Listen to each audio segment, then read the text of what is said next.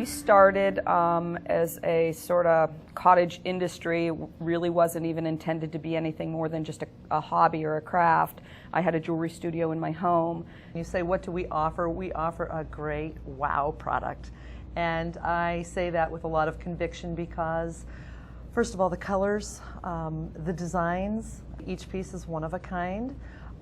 We offer assembled pieces, which typically one of our staff makes. That would be, stringing or beading or attaching the glass to chain, leather, that kind of thing. Jennifer and I are metalsmiths, so we do the custom work. Anything that requires metalsmithing using a torch. So, and our designs are very eclectic. We worked out of my home for the first almost 3 years. We did home shows. We were growing word of mouth. A family-owned business is always sort of, everybody's wearing all of the hats. So to say one person does all of it, it would be very inaccurate. We bounce ideas off of one another. My sister and I do a lot of the marketing. We have an internal IT guy. My best friend from college is our web developer, and she's got a strong marketing background, so she gives us a lot of good ideas. We had a website early, and it didn't have the capability to buy online, but it was just more of a tool in the beginning, and that was probably in 1997, 98. And that was my friend who said, hey, I really think you should do this. It's the way of the future. And she put together this small site, and it was our corporate colors when we developed those, and it's call for availability, call for information, that kind of thing.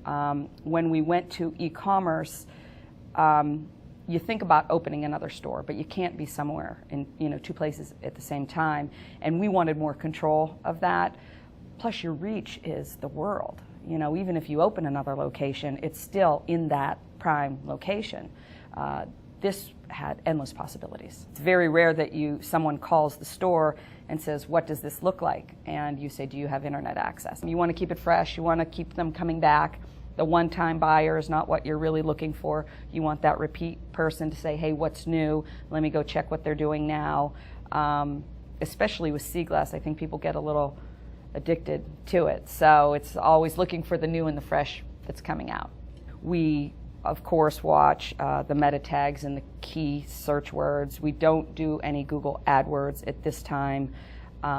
It's mostly, I think, generated from us putting our advertising out there first and people being interested. We also go out and do a lot of shows and collect email addresses, and we do the email marketing campaigns, and that gets people to the site as well.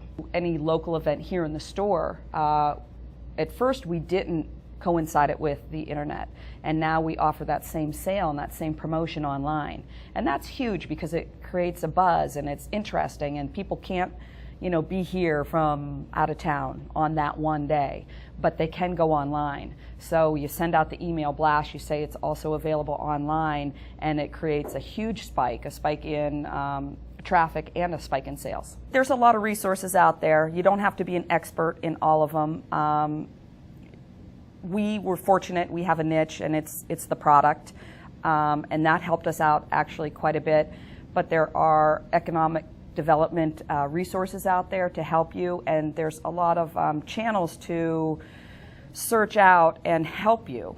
We happen to have an internal IT person that is more knowledgery than we are, and Terry and I are still learning just even the verbiage, and you might know it today, but tomorrow you're making jewelry, or the next day you're out on the sales floor selling it, and if you're not immersing yourself every day in it, it's hard.